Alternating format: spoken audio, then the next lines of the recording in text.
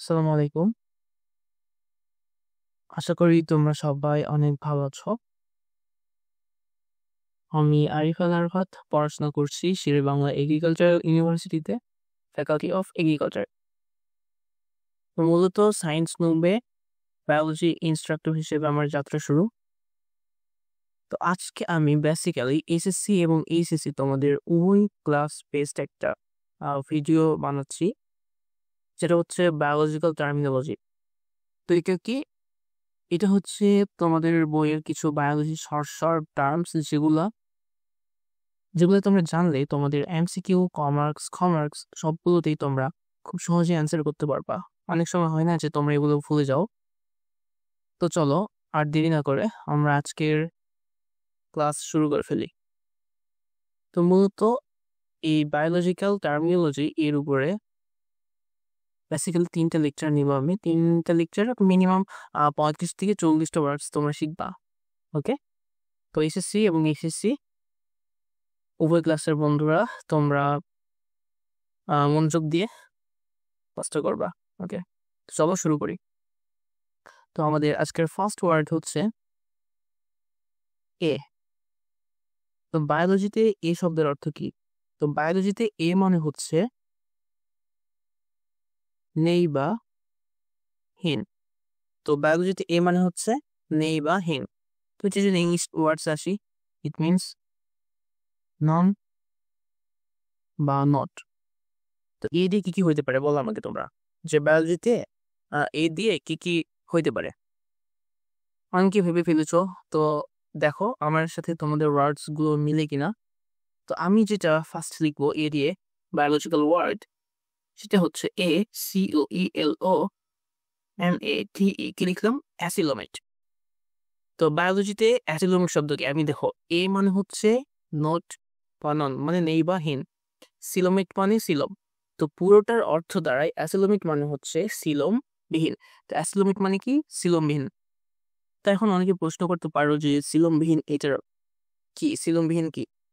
তো যদি আমি বলি যে যাদের সত্যিকারের কোনো শরীর গহ্বর নেই, যাদের সত্যিকারের কোনো শরীর গহ্বর নেই এবং যারা কোনো অঙ্গ প্রত্যঙ্গকে ঘিরে রাখতে পারে না এবং কোনো অঙ্গ প্রত্যঙ্গকে ঘিরে রাখে না, সেটাই হচ্ছে অ্যাসিলোমেট। সেটাই হচ্ছে অ্যাসিলোমেট। ওকে, সেটাই হচ্ছে অ্যাসিলোমেট। তো এদের যে গহ্বর থাকে না, সেই গহ্বরটা কই যায়? অনেকের প্রশ্ন হতে পারে না যে সেই গহ্বরটা কই যায়।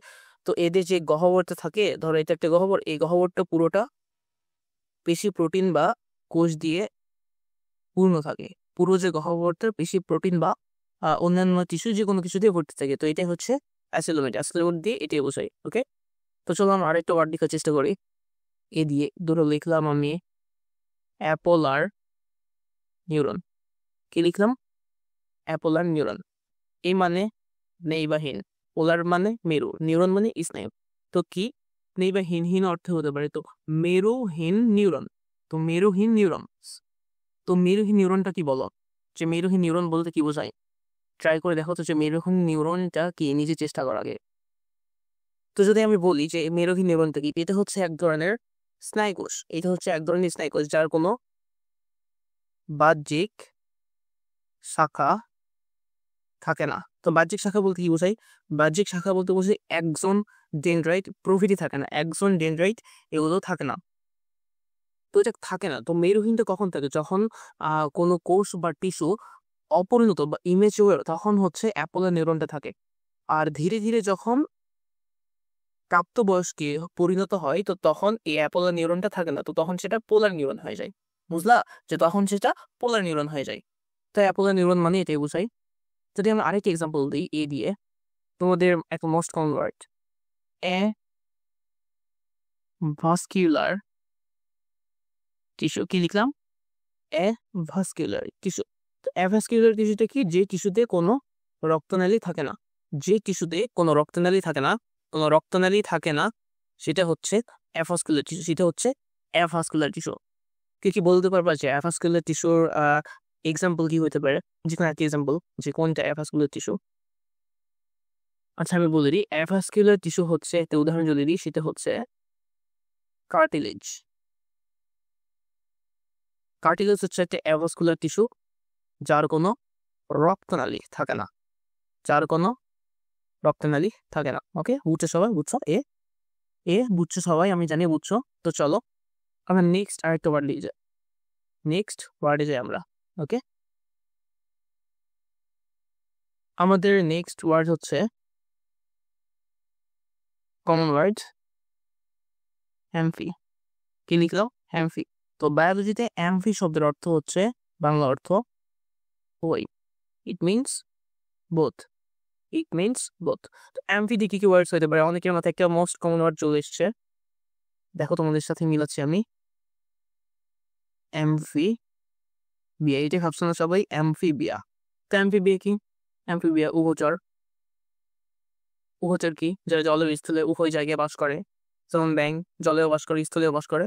তা অ্যাম্ফিবিয়া, এটুকু জানলে হবে। আমি জাস্ট তোমাদের ওয়ার্ডের মিনিং কি এটা জানতে চাচ্ছি, বিস্তারিত একটু কম বলবো, কারণ আমাদের ভিডিওটাও তো লেংদি করবো না আমরা, দ্যাটস ওয়াই জাস্ট একটু করে ব্যাখ্যা দিচ্ছি আমি। ওকে, তা অ্যাম্ফিবিয়া। আচ্ছা, আরেকটা সুন্দর টার্মস অ্যাম্ফিলিয়ে, অ্যাম্ফিবলিক।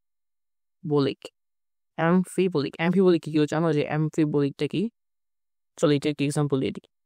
অ্যাম্ফিবলিক হচ্ছে একই সাথে তোমরা জানো কিনা, ওকে নাট্য খালি দিয়ে লিখি। অ্যাম্ফিবলিক হচ্ছে একই সাথে ক্যাটাবলিক প্লাস অ্যানাবলিক প্রক্রিয়া। একই সাথে ক্যাটাবলিক প্লাস অ্যানাবলিক প্রক্রিয়া। তো ক্যাটাবলিকটা কি, অ্যানাবলিকটা কি? ক্যাটাবলিক মানে হচ্ছে ব্রেকডাউন। ক্যাটাবলিক মানে হচ্ছে ব্রেকডাউন। তো ব্রেকডাউন কি? ব্রেকডাউন মানে হচ্ছে ভাঙন। অন্যদিকে অ্যানাবলিকটা কি? ইট মিনস ক্রিয়েট বা গঠন প্রক্রিয়া। ক্যাটাবলিক হচ্ছে একটা ব্রেকডাউন প্রক্রিয়া, অ্যানাবলিক হচ্ছে একটা গঠন প্রক্রিয়া। অ্যানাবলিক হচ্ছে একটা গঠন বা নির্মাণ বলা যায়, গঠন বা নির্মাণ প্রক্রিয়া। ওকে, তো যদি এক্সাম্পল দিয়ে বোঝার চেষ্টা করি যে ক্যাটাবলিক কি হতে পারে বা অ্যানাবলিক কি হতে পারে। ক্যাটাবলিকের মধ্যে যদি আমরা আসি, যে ক্যাটাবলিক হইতে পারে, আমরা বলছি না যে গ্লুকোজ, ধরো গ্লুকোজ, তো গ্লুকোজ কি হয়েছে? ব্রেকডাউন হয়েছে, ব্রেকডাউন হয়ে এটিপি তৈরি হয়েছে। গ্লুকোজ ব্রেকডাউন হয়ে এটিপি তৈরি হয়েছে, এটা একটা ক্যাটাবলিক প্রক্রিয়া। আরো জানি না আমরা যে প্রোটিন, প্রোটিন ব্রেকডাউন হয়ে অ্যামিনো অ্যাসিড তৈরি হয়েছে। প্রোটিন ব্রেকডাউন হয়ে অ্যামিনো অ্যাসিড তৈরি হয়েছে। ওকে, এটা হচ্ছে ক্যাটাবলিকের এক্সাম্পল, এটা হচ্ছে ক্যাটাবলিকের এক্সাম্পল। যদি আমি অ্যানাবলিকের এক্সাম্পলে যাই, অ্যানাবলিকের এক্সাম্পল হতে পারে ডিএনএ তৈরি। অ্যানাবলিকের এক্সাম্পল হতে পারে ডিএনএ তৈরি। ডিএনএ তৈরি কিভাবে বলো? যে গঠন, আমরা বলছি না গঠন প্রক্রিয়া। তো ডিএনএ তৈরি হইতে কি কি লাগে? ফসফেট, ক্ষার, নাইট্রোজেন বেস, এগুলো লাগে না ডিএনএ তৈরি হইতে? তো অনেকগুলো জিনিস একসাথে যোগ মানে একত্রিত হয়ে সেটা গঠন করছে, এটা একটা ডিএনএ। আর হইতে পারে মাংস পেশি গঠন, মাংসপেশি গঠন। তো মাংসপেশি গঠন কি? এটা একটা অ্যানাবলিক প্রক্রিয়া। কেননা মাংসপেশি, ধরো একটা মাংস অনেকগুলো কোষ নিয়ে কিন্তু তৈরি, একটা মাংসর পিস হইতে হইলে কিন্তু অনেকগুলো কোষ লাগে। তো প্রত্যেকটা কোষ একত্রিত হয়ে মাংসপেশি গঠন করে। ওকে, তো মাংসপেশি গঠন হচ্ছে একটা অ্যানাবলিক প্রক্রিয়া। আই থিঙ্ক তোমরা এখন বুঝছো যে ক্যাটাবলিক, অ্যানাবলিক কি এবং অ্যামফিবলিক পুরো কথাটার অর্থ কি। আই থিঙ্ক তোমরা বুঝে গিয়েছো। ওকে, তো চলো আমরা নেক্সট ওয়ার্ডে যাই। আমাদের নেক্সট ওয়ার্ড আসছে বা নেক্সট ওয়ার্ড হচ্ছে এডি, অ্যাড। তো বায়োলজিতে অ্যাড মানে হচ্ছে কাছে। বায়োলজিতে অ্যাড শব্দের অর্থ হচ্ছে কাছে, ইট মিনস টুয়ার্ডস নিয়ার। যদি বলি এটা হচ্ছে টুয়ার্ডস নিয়ার। তো অ্যাড দিয়ে কি হইতে পারে বলো? অ্যাড দিয়ে যদি আমি লিখি যে অ্যাড দিয়ে হইতে পারে অ্যাড্রেনাল গ্ল্যান্ড। অ্যাড দিয়ে লিখলাম অ্যাড্রেনাল গ্ল্যান্ড। অ্যাড মানে কাছে, রেনাল মানে বৃক্ক, গ্ল্যান্ড মানে গ্রন্থি। তো অ্যাড্রেনাল গ্ল্যান্ড হচ্ছে বৃক্কের কাছাকাছি যে গ্রন্থি, সেটা হচ্ছে অ্যাড্রেনাল গ্রন্থি। তো কি বললাম? বৃক্কের কাছাকাছি যে গ্রন্থি সেটা হচ্ছে অ্যাডরেনাল গ্রন্থি। ওকে, সেটা হচ্ছে অ্যাডরেনাল গ্রন্থি। তো আর কি কি ওয়ার্ডস হতে পারে অ্যাড দিয়ে? সবাই একটু চিন্তা করে দেখো যে অ্যাডরেনাল হ্যাড দিয়ে আর কি কি হইতে পারে। যদি আমি লিখি যে অ্যাডহেশন, অ্যাডহেশন, আমি কিন্তু যে ওয়ার্ডগুলো লিখতেছি সবগুলো তোমাদের বায়োলজিক্যাল টার্মস, অর্থাৎ বায়োলজি বই রয়েছে। অ্যাড মানে কাছে। তো অ্যাডহেশন মানে হচ্ছে দুইটা জিনিসকে একত্রিত করা বা দুইটা জিনিস লেগে থাকা, লেগে থাকা।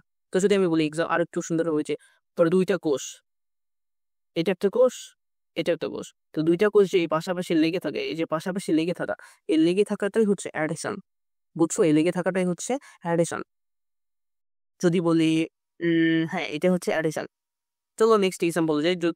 কাছে, কাছে মানে কি? ধরো কাছে বা লেগে থাকা, ২ টা লেগে থাকা মানে তো অনেক কাছাকাছি। তো এটাই হচ্ছে অ্যাডিশন। ওকে? আরেকটা ওয়ার্ডস যদি আমি লিখি অ্যাডাকশন। তো অ্যাডাকশনটা কি? অ্যাডাকশন মানে হচ্ছে কেন্দ্রের দিকে টানা। অ্যাডাকশন মানে হচ্ছে কেন্দ্রের দিকে টানা। লাইক সার্কেল, কেন্দ্রের দিকে টানা বা মাঝের দিকে টানা বা কাছাকাছি টানা। তো কেন্দ্রের দিকে টানা, এটা যদি আরো সুন্দরভাবে বুঝাতে চাই, ধরো আমাদের হাত। আমার হাত সর্বোচ্চ পরিমাণ লম্বা করে ফেলছে, মানে সোজাভাবে। তো এখন আমরা কোণেই ভাঁজ করে হাতটাকে সামনের দিকে আনছি বা আমাদের বডির দিকে আনছি। আমাদের বডি তো সেন্টার। তো এটাই হচ্ছে মেইন অ্যাডাকশন। বা পা ভাঁজ করে ছড়িয়ে দিছি, মানে হাঁটু ভাঁজ করে আমরা পাটা ভাঁজ করে নিয়েছি।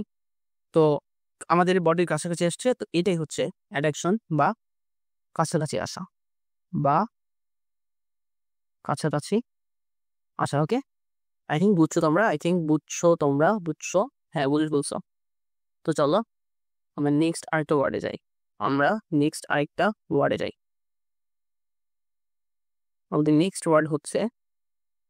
আমাদের নেক্সট ওয়ার্ড হচ্ছে এনজি। নেক্সট ওয়ার্ড হচ্ছে এনজি। তো বায়োলজিতে এনজি শব্দের অর্থ হচ্ছে রক্তনালী। বায়োলজিতে এনজি শব্দের অর্থ হচ্ছে রক্তনালী। It means blood vessel. Blood vessel বা বা আর্টারি বা ধমনী। ওকে? ব্লাড ভেসেল বা আর্টারি। তো এনজি দিয়ে বায়োলজিতে কি কি শব্দ হইতে পারে কেউ গেস করতো? এনজি দিয়ে বায়োলজিতে কি কি হইতে পারে? তো চলো আমি লিখি একটা ওয়ার্ড,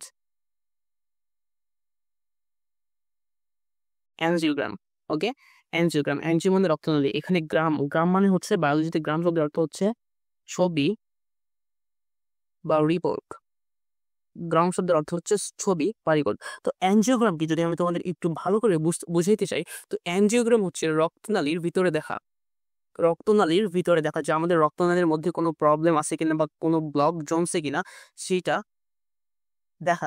ওটা দেখে কিভাবে? একটা কিছু বিশেষ রং বা কনক্রেস্ট ডাই দিয়ে, জানি তোমরা বুঝবা না এটা। কিছু কন্ট্রাস্ট ডাই মানে একটা মেডিকেল পরীক্ষার জন্য এটা ইউজ করা হয়। তো এই ২ টা দিয়ে আমাদের যে ব্লাড ভেসেল রক্তনালীর মধ্যে এক্স-রে বা সিটি স্ক্যান করা হয়। এক্স-রে বা সিটি স্ক্যান, এক্স-রে বা সিটি স্ক্যান করা হয়। তো এক্স-রে বা সিটি স্ক্যান করলে তখন আমরা আমাদের রক্তনালীর ভিতরের অবস্থা যেইটা সেইটা দেখতে পাই। রক্তনালীর ভিতরে যে অবস্থা সেইটা দেখতে পাই। ওকে? তো এটাই হচ্ছে এনজিওগ্রাম। এনজিওগ্রাম মানে হচ্ছে ধরো একটা মেডিকেল পরীক্ষা আমাদের রক্তনালী পরীক্ষা করার জন্য। তো এনজিওগ্রাম লাইক এরকম আরেকটি শব্দ যদি আমরা লিখি যে এনজিও প্লাস্টি। এনজিও প্লাস্টি। তো এনজিও প্লাস্টি কি? সেম লাইক এনজিওগ্রামের বিপরীত একটা প্রক্রিয়া। কিন্তু এটা হচ্ছে একটা রক্তনালী প্রসারিত করার একটা পদ্ধতি। এটা কি? রক্তনালী প্রসারিত করার একটা পদ্ধতি। যদি আমি তোমাদের একটু বিস্তারিত বলতে চাই, ধরো এটা আমাদের রক্তনালী।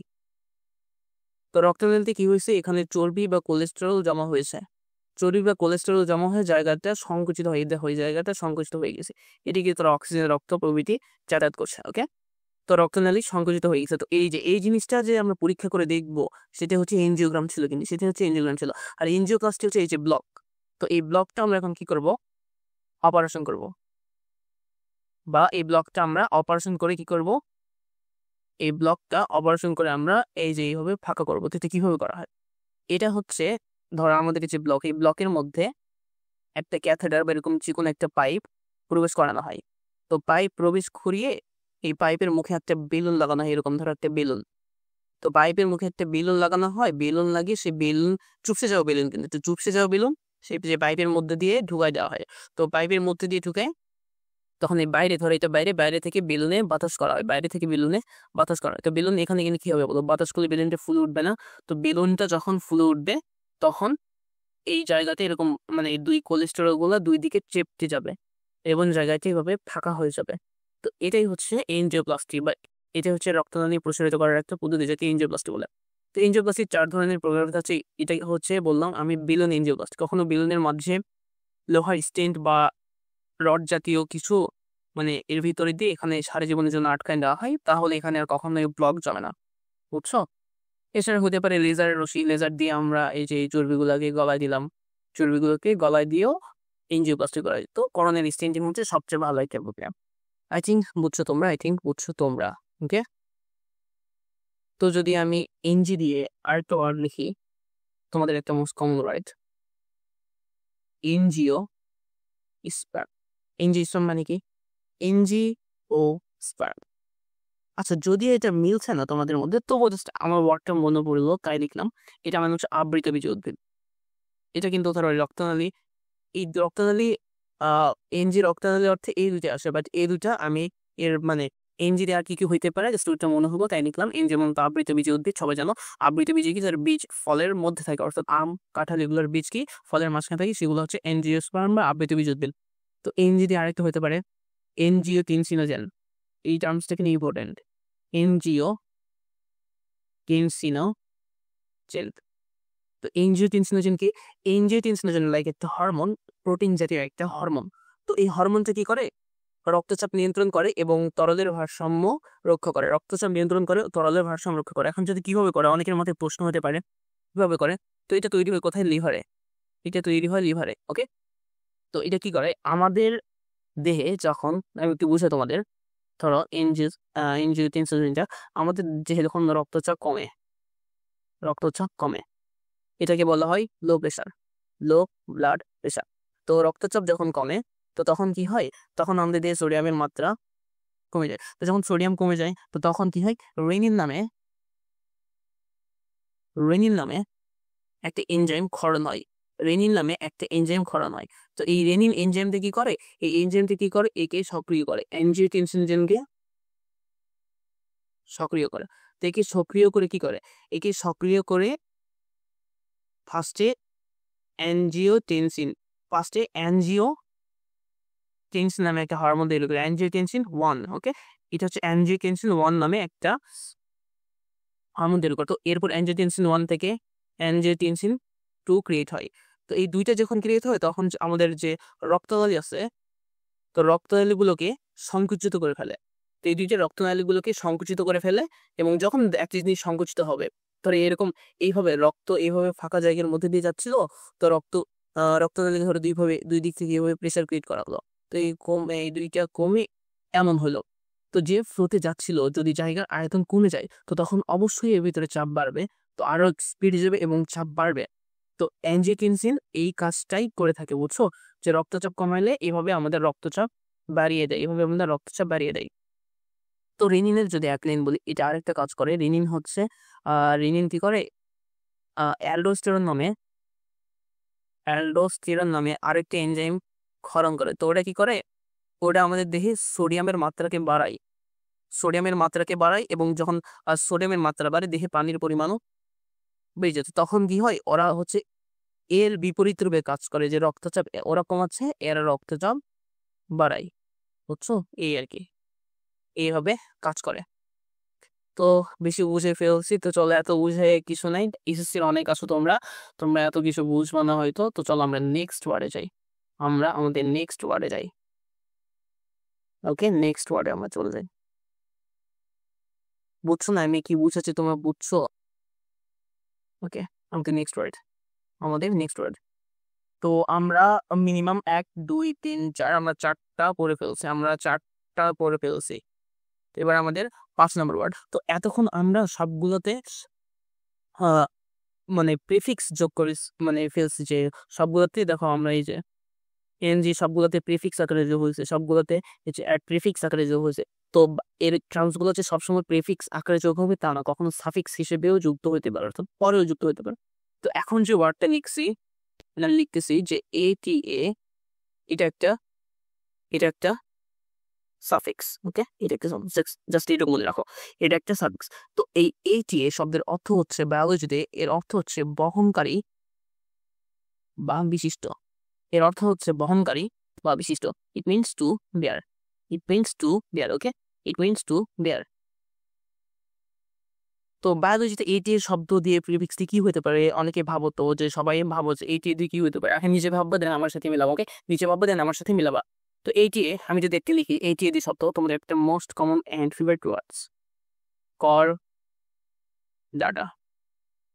কে জানো যে কর ডাটার মানেটা কি? কর্ডাটা এটা মানে কি?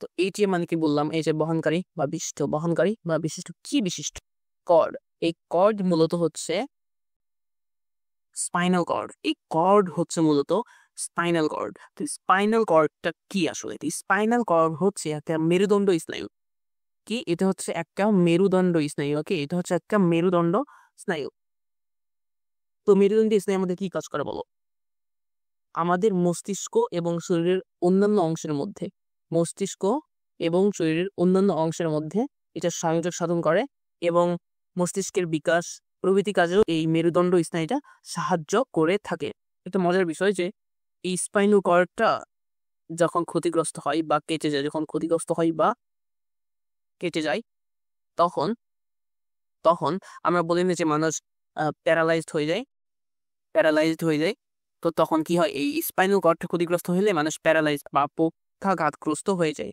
বুঝছো স্পাইনাল কর্ডের প্যারালাইজড হয়ে যায় এই স্পাইনাল কর্ডের জন্যই মানুষ প্যারালাইজড হয়ে যায় বুঝছো এটা হচ্ছে বিষয় তো যদি আরেকটা ওয়ার্ড লিখি স্টোমাটা যে লাস্টে এ মানে হচ্ছে বহনকারী বা বিশিষ্ট স্টোম মানে কি স্টোম মানে ক্ষুদ্র পাতা বা ক্ষুদ্র তো স্টোমাটা এর পুরো অর্থ হচ্ছে ক্ষুদ্র ছিদ্র বিশিষ্ট পাতা ক্ষুদ্র ছিদ্র বিশিষ্ট পাতা আমি শর্ট ফর্ম দিয়ে লিখছি সবাই একটু বুঝে নিও স্টোমাটা হচ্ছে ক্ষুদ্র ছিদ্র বিশিষ্ট পাতা ওকে ক্ষুদ্র ছিদ্র বিশিষ্ট পাতা এটা কি করে আমাদের যে গ্যাস বিনিময় জলীয় বাষ্প নিঃসরণের যে কাজগুলো সেটা এই ছিদ্র দিয়ে হয়ে থাকে সেটা এই ছিদ্র দিয়েই হয়ে থাকে যা মেইন কাজটা করে stomata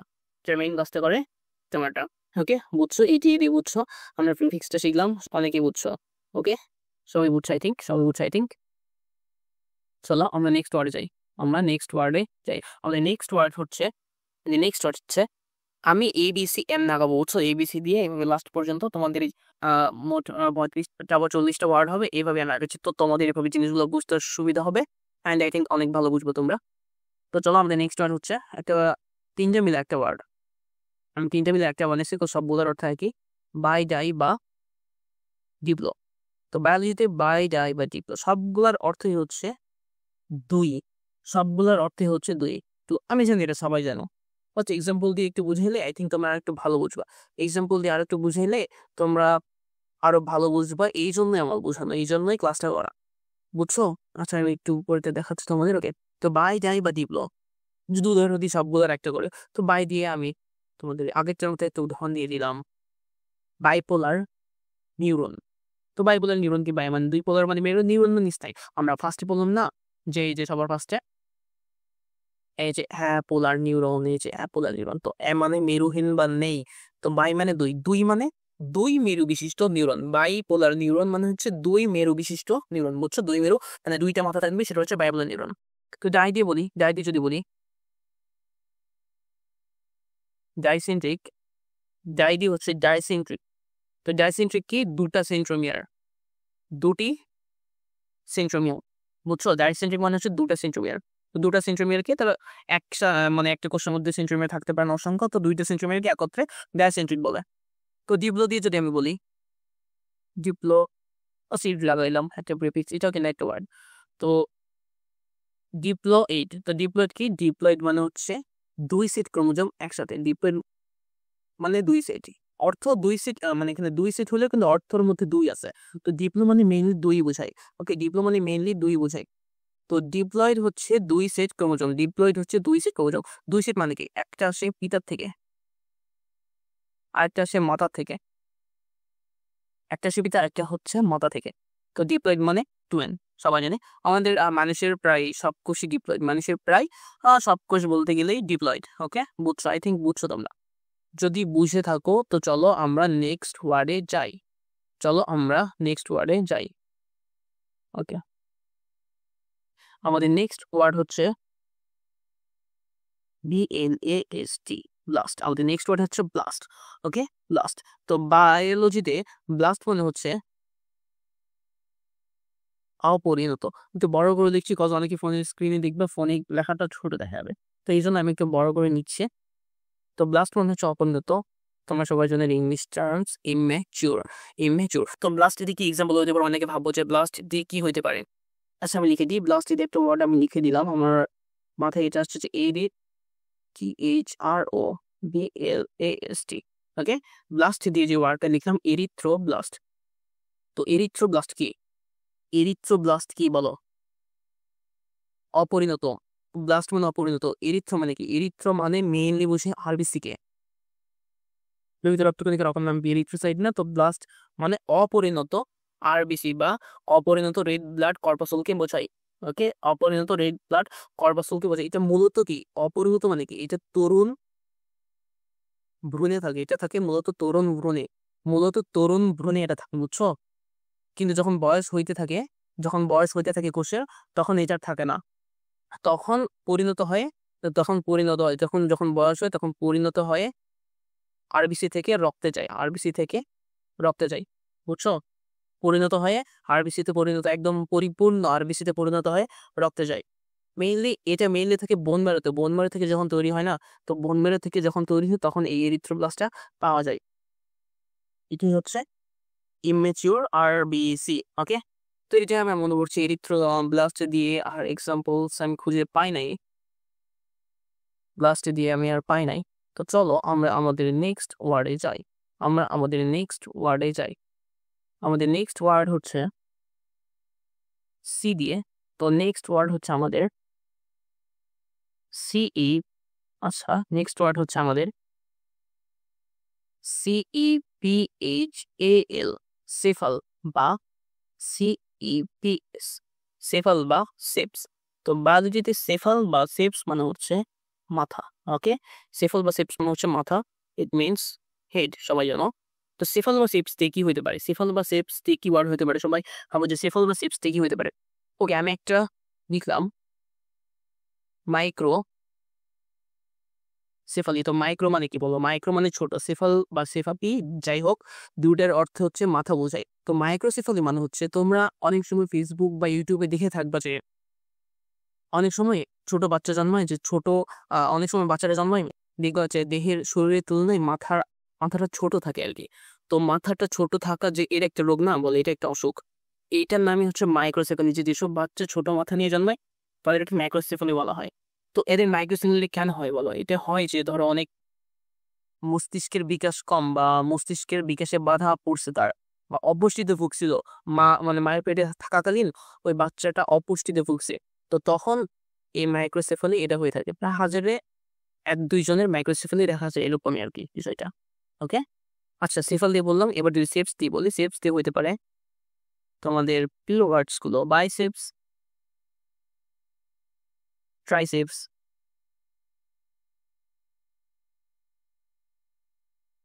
quadriceps. Biceps, triceps, quadriceps. Bi মানে 2, আমরা আগে কত করে আসলাম। ট্রাই মানে 3, কোয়াড্রি মানে 4। তো বাইসেপস মানে হচ্ছে 2 মাথা বিশিষ্ট পেশি। 2 মাথা বিশিষ্ট পেশি। সেপস এখানে বেশি অর্থে 2 মাথা বিশিষ্ট পেশি, ট্রাইসেপস 3 মাথা বিশিষ্ট পেশি, এবং কোয়াড্রিসেপস হচ্ছে 4 মাথা বিশিষ্ট পেশি। বুঝলা? 2 মাথা, 3 মাথা, 4 মাথা, ওকে। এইটুকুই জাস্ট, এইটুকু বুঝলে আই থিঙ্ক এনাফ। তোমাদের জন্য এটুকু বুঝলে আই থিঙ্ক এনাফ। তো চলো আমরা নেক্সট ওয়ার্ডে চলে যাই। নেক্সট ওয়ার্ড হচ্ছে আমাদের সিডিএ, কার্ডি। আমাদের নেক্সট ওয়ার্ড হচ্ছে কার্ডি, ওকে। আমাদের নেক্সট ওয়ার্ড কার্ডি। তো বায়োলজিতে কার্ডি মানে কি? বায়োলজিতে কার্ডি মানে হচ্ছে হৃৎপিণ্ড। বায়োলজিতে কার্ডি মানে হচ্ছে হৃৎপিণ্ড। It means heart. তো কার্ডি দিয়ে কি হইতে পারে বল? কার্ডি দিয়ে কি হইতে পারে? ওকে, ফার্স্ট একটা ওয়ার্ড আমি লিখি কার্ডি দিয়ে। কার্ডিওলজি। লজি মানে কি? এটা হয়তো কারো ভুল হওয়ার কথা না। লজি মানে কি? এটা কারো ভুল হওয়ার কথা না। তোমাদের বইয়ের নাম বায়োলজি, জীবন, লজি জ্ঞান। তো বায়োলজি হচ্ছে জীবনেরই জ্ঞান। তো কার্ডিওলজি, কার্ডি মানে হচ্ছে হৃৎপিণ্ড, লজি মানে জ্ঞান। তো হৃৎপিণ্ড বিষয়ক যে জ্ঞান, সেটা হচ্ছে কার্ডিওলজি। হৃৎপিণ্ড বিষয়ক যে জ্ঞান সেটা হচ্ছে কার্ডিওলজি। যদি আরেকটা ওয়ার্ড লেখা হয় যে কার্ডি দিয়ে, তো হৃৎপিণ্ড বিষয়ক যে জ্ঞান সেটা হচ্ছে কার্ডিওলজি, তো কার্ডি দিয়ে আরো হইতে পারে কার্ডিও মেগালি। কার্ডিও মেগালি। তো কার্ডিও মেগালি মানে কি? আমরা সবাই জানি যে মেগা মানে কি। মেগা মানে হচ্ছে বড়, মাইক্রো মানে ছোট, একটু আগে বললাম যে মাইক্রো মানে ছোট, তো মেগা মানে হচ্ছে বড়। তো মেগা মানে যদি বড়, কার্ডিও মানে হৃৎপিণ্ড, তো হৃৎপিণ্ড বড় হয়ে যাওয়াকে বলা হয় কার্ডিওমেগালি। এটা হচ্ছে কোনো রোগ নয়, কার্ডিওমেগালি কোনো রোগ নয়, বা ধরো রোগ নয় বাট রোগের লক্ষণ। এটা রোগ নয় বা রোগের লক্ষণ বা সমস্যা বলা যায়, রোগ নয় রোগের লক্ষণ বা সমস্যা। তো কার্ডিওমেগালি হচ্ছে হৃৎপিণ্ড অস্বাভাবিকভাবে বড় হয়ে যাওয়া। তো এটা কেন হয়? অনেকে তো কোশ্চিন হতে পারে না যে এটা কেন হয়। তো কার্ডিওমেগালি এই জন্য হয় যে আমাদের ধরো হৃৎপিণ্ডের মাংসপেশি বৃদ্ধি হয়েছে, মাংসপেশি বাড়ছে, হৃৎপিণ্ডের মাংসপেশি বেড়ে গেছে, বা বা ফুলে উঠছে, কোনো আঘাত লাগছে, তো তখন মাংসপেশিটা ফুলে উঠছে। তো কার্ডিওমেগালিটা ঠিক তখনই হয়, কার্ডিওমেগালিটা ঠিক তখনই হয়। এটা আমি কি বললাম, এটা কিন্তু রোগ নয়। ওকে, এটা কিন্তু রোগ নয়, লক্ষণ বা সমস্যা। পরবর্তীতে এর জন্য সমস্যা হতে পারে যদি আমরা ট্রিটমেন্ট না নিই। যদি আমাদের ট্রিটমেন্ট না নেওয়া হয়, তো পরবর্তীতে এর কার্ডিওমেগালি হলে আমাদের সমস্যা হইতে পারে। তো এটাই, কার্ডি দিয়ে জাস্ট এটুকু বুঝলেই তো আমাদের যথেষ্ট। ওকে, তো চলো আমরা নেক্সট আমাদের আরেকটু ওয়ার্ডে যাই। আমাদের নেক্সট আরেকটু ওয়ার্ডে যাই আমরা। আর বেশি নাই, আর আর আমাদের 3টা ওয়ার্ডস আছে, আর 3টা ওয়ার্ডস রয়েছে। ওকে, তো আমাদের নেক্সট ওয়ার্ড হচ্ছে COEL, সিল। তো বায়োলজিতে সিল মানে কি সবাই জানো, পড়ে আসছে বারবার। সিল মানে গহ্বর, ইট মিনস ক্যাভাইটি বা ক্যাভিটি, ইট মিনস ক্যাভিটি। তো সিল দিয়ে কি হইতে পারে? সিল, সিল বলতে তো মাথার মধ্যে চলে আসছে না সিলোম, সিল বলতে মাথার মধ্যে চলে আসছে সিলোম। তো সিলোম মানে কি বলো, সিলোম মানে কি? সিলোম মানে বড় গহ্বর, সিলোম মানে বড় গহ্বর বা ফাঁকা স্থান। কি সিলোম কি হয় বল? এটাকে মেইনলি বলা হয় অঙ্গ প্রত্যঙ্গ রাখার জায়গা। সিলোমকে বলা হয় মেইনলি অঙ্গ প্রত্যঙ্গ রাখার জায়গা। এটা ভুনিয়ে মেসোডার্ম দিয়ে তৈরি, মেসোডার্ম থেকে তৈরি বা মেসোডার্ম দিয়ে ঘেরা থাকে, মেসোডার্ম দিয়ে ঘেরা থাকে। তো এটা কি কাজ করে? এর মধ্যে ধরো বিভিন্ন আমাদের যে অঙ্গ প্রত্যঙ্গ সেগুলো নড়াচড়া করে, অঙ্গ প্রত্যঙ্গের নড়াচড়া বিকাশে সাহায্য করে। জাস্ট এটুকুই, অঙ্গ প্রত্যঙ্গের নড়াচড়া বিকাশের সাহায্য মেসোডার্ম থেকে তৈরি। এবং মেইনলি জাস্ট এটুকু মনে রাখো যে অঙ্গ প্রত্যঙ্গ রাখার স্থান এটাই হচ্ছে সিলোম। এটা জানলে যথেষ্ট, এটা জানলেই যথেষ্ট। তো সিল দিয়ে যদি আমি আরেকটা ওয়ার্ড লিখি, HAEMOCOEL, কি লিখলাম? হিমোসিল। হিমোসিল মানে কি? হিমোসিল মানে হচ্ছে রক্তপূর্ণ গহ্বর। হিমোসিল মানে কি? রক্তপূর্ণ গহ্বর। এটা হিমোসিল কাদের দেখা যায়? এটা এমন প্রাণীদের দেখা যায় যাদের ওপেন সার্কিউলেটরি সিস্টেম থাকে, যাদের ওপেন সার্কুলেটরি সিস্টেম, মুক্ত সংবহন তন্ত্র বা মুক্ত সংবহন তন্ত্র থাকে, যাদের মুক্ত সংবহন তন্ত্র কাদের থাকে? মূলত আর্থ্রোপোডা এবং মলাস্কাদের থাকে মুক্ত সংবহন তন্ত্র। অর্থাৎ হিমোসিল থাকে মেইনলি আর্থ্রোপোডা এবং মলাস্কাদের। ওকে, তো এটাও হচ্ছে মেইনলি সিলের মতো, বাট এদের যে যেটা মানে হিমোসিল যেটা দিয়ে ঘেরা থাকবে, এদের মেসোডার্মটা প্রায় 100% থাকে না। মেসোডার্ম প্রায় কিছু অংশে থাকে এবং বাকি অংশ ফাঁকা থাকে, বাকি অংশ ফাঁকা থাকে হিমোসিলের, বুঝছো? বাকি অংশ ফাঁকা থাকে। তো আর্থ্রোপোডা মলাস্কা কি? ঘাসফড়িং, কাঁকড়া, শামুক প্রভৃতি হচ্ছে আর্থ্রোপোডা বা মলাস্কা পরের প্রাণী। এই তো আর কি। তো হিমোসিল দিয়ে মূলত মেইনলি এটাই বুঝাই, হিমোসিল দিয়ে মেইনলি এটাই বুঝাই। ওকে, চলো আমরা আমাদের নেক্সট আর টু ওয়ার্ডস যাই। আমাদের নেক্সট আর 2টা ওয়ার্ড আছে, হ্যাঁ আর 2টা। তো চলো এবার আমি যে ওয়ার্ডটা লিখতেছি সেটা হচ্ছে CYAN, সায়ান। তো বায়োলজিতে সায়ান শব্দের অর্থ হচ্ছে, অনেকে জানো, নীল সবুজ। সায়ান মানে হচ্ছে নীল সবুজ। ওকে, সায়ান মানে হচ্ছে নীল সবুজ, it means blue green, it means blue green. তো সায়ান দিয়ে কি কি ওয়ার্ডস হতে পারে বলো? সায়ান দিয়ে জাস্ট সায়ান লিখেই তো মনে হচ্ছে একটা ওয়ার্ড, সায়ানো ব্যাকটেরিয়া, হইলো না? সায়ান নীল সবুজ, ব্যাকটেরিয়াতে ব্যাকটেরিয়া। তো সায়ানো ব্যাকটেরিয়া যদি 2-1 লাইন বলি, এটা কি? এটা হচ্ছে ব্লু গ্রিন অ্যালগি, বিজিএ বলা হয়, বা নীলাভ সবুজ শৈবাল, নীলাভ সবুজ শৈবাল। এটাকে যদি অনেকে আমরা শৈবাল যদি বলে থাকি না যে এটা একটা শৈবাল, বাট এটা কিন্তু মেইনলি ব্যাকটেরিয়া, এটা কিন্তু মেইনলি ব্যাকটেরিয়া, শৈবাল না, এটা হচ্ছে ব্যাকটেরিয়া, বুঝছো? তো গ্রিন কথা থেকে একটা ওয়ার্ড মাথায় আসে, নিজের খাদ্য নিজে তৈরি, তাই না? নিজের খাদ্য নিজে তৈরি, নিজের খাদ্য নিজে তৈরি করতে পারে, ফটোসিনথেসিস করতে পারে। এই তো, এটাই এর ব্যাখ্যা, নিজের খাদ্য নিজে তৈরি করতে পারে। ওকে, তো সায়ানো ব্যাকটেরিয়া মানে নীলাভ সবুজ শৈবাল, শেষ। তো আমরা যদি সায়ান দিয়ে আরেকটা ওয়ার্ড লিখি, সায়ান দিয়ে কি হতে পারে? সায়ান দিয়ে হতে পারে, ভাবো যে সায়ান দিয়ে হতে পারে, আচ্ছা একটা রোগ লিখি, সায়ানোসিস। সায়ানোসিস, তো সায়ানোসিস হচ্ছে এটা একটা রোগ, এটা একটা রোগ। তো এই রোগে কি হয়? এটাতে কি হয়, ধরো আমরা অনেক সময় দেখবা যে পুকুরের পানিতে অনেকক্ষণ ডুব দিয়ে থাকলে অর্থাৎ পানির নিচে থাকলে যখন আমাদের অক্সিজেন স্বল্প হয়, বা আমরা পাহাড়ে গেছি, ধরো আমরা মাউন্ট এভারেস্টে গেছি, তখন আমরা এখন মাউন্ট এভারেস্টের চূড়ায় উঠবো, বুঝছো? তো তখন উপরে যত উপরে উঠবো আমাদের অক্সিজেন লেভেলটা কম থাকে না, যখন আমাদের দেখবা যে দেখে অক্সিজেন সাপ্লাই কম হচ্ছে, তখন আমাদের দেহে কিছু অঙ্গ, স্পেশালি ঠোঁট বা ত্বক, কোমল অংশে যে ত্বক বলছেন, হাত পায়ের ত্বক নীল বা সবুজ অংশ হয়ে যায় আর কি, নীলচে বা সবুজ হয়ে যায়, বুঝছো? আমাদের ঠোঁট বা ত্বক নীলচে বা সবুজ হয়, তো এটা এক ধরনের রোগ। আমাদের অনেকেই দেখবে যে অক্সিজেন কম হইলে আমাদের দেহের ঠোঁট বা ত্বক নীলচে সবুজ হয়ে যাচ্ছে, তো সায়ান দিয়ে এটা একটা রোগ বোঝাই। ওকে, সায়ানোসিস, সায়ানোসিস। আমাদের আজকের লাস্ট ওয়ার্ড, আমাদের আজকের লাস্ট ওয়ার্ড, আমাদের লাস্ট ওয়ার্ড, আজকের লাস্ট ওয়ার্ড হচ্ছে সাইট, বা এটা লেখা যায় সাইট। তো বায়োলজিতে সাইট বা এই শব্দটা যদি একটু বলি, এটা এসছে গ্রিক শব্দ কাইটোস থেকে। এই কাইটোসের মানে হচ্ছে কোষ। এই যে কোষটা, এটাও এই সাইট মানে কোষ, সিওয়াইটি মানে কোষ। কোষ বা কন্টেইনার বলা চলে, অনেকে কন্টেইনারও বলে, কোষ বা কন্টেইনার। তো সাইট দিয়ে বায়োলজিতে কি কি ওয়ার্ড হতে পারে অনেকে ভাবো, সাইট সাইট সাইট। ওকে, আমি ওখানে বললাম যে এরিথ্রো দিয়ে একটা বললাম না, এরিথ্রো সাইট। তো চলো এরিথ্রোসাইট দিয়ে লিখলাম, এটাই লিখলাম।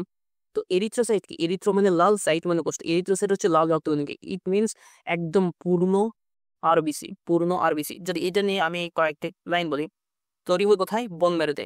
তৈরি হয় বোন ম্যারোতে। গড় আয়ু 120 দিন, গড় আয়ু 120 দিন। নিউক্লিয়াস, নিউক্লিয়াস থাকে না। ওকে, নিউক্লিয়াস থাকে না। কেমন হয়? গোল, চ্যাপ্টা, গোল হয়, চারটা হয়, সবচেয়ে বেশি থাকে, সবচেয়ে বেশি পরিমাণে থাকে। ওকে, তো এরিথ্রোসাইট দেখো, এইটুক জিনিস দিয়ে আমরা কতগুলো ইয়ে পড়ে ফেললাম, কতগুলো এর ক্যারেক্টারিস্টিক্স পড়ে ফেললাম। তো সাইট দিয়ে যদি আমরা আরো ওয়ার্ড লিখার চেষ্টা করি, এটা কিন্তু গেল আমাদের সাফিক্স। আমি যদি একটা প্রিফিক্স দিয়ে লিখি, সাইটোলজি, এটা সবার পারার কথা, লজি জ্ঞান, সাইটোকোষ। তো কোষ সম্পর্কিত যে জ্ঞান বা বিজ্ঞান, সেটা হচ্ছে সাইটোলজি, সেটা হচ্ছে সাইটোলজি। তো এখানে গিয়ে কোষের গঠন, কাজ, বৈশিষ্ট্য প্রভৃতি নিয়ে এখানে আলোচনা করা হয়, এটা হচ্ছে সাইটোলজি, এটা হচ্ছে সাইটোলজি।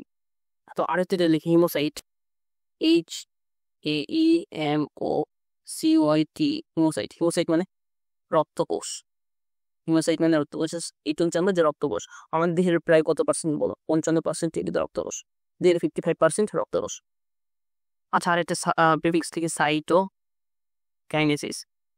সাইটোকাইনেসিস কি? সাইটোপ্লাজমের বিভাজনকে বলা হয় সাইটোকাইনেসিস। তো নিউক্লিয়াসের বিভাজনকে যেমন আমরা ক্যারিওকাইনেসিস বলি, সাইটোপ্লাজমের বিভাজনকে বলা হয় সাইটোকাইনেসিস। ওকে, সাইটোকাইনেসিস। তো আমরা আজকে মেইনলি 11টা বা 12টা ওয়ার্ডস পড়লাম। ওকে, আমরা আজকে মেইনলি যতগুলো ওয়ার্ডস পড়লাম, সরি হ্যাঁ 12টা।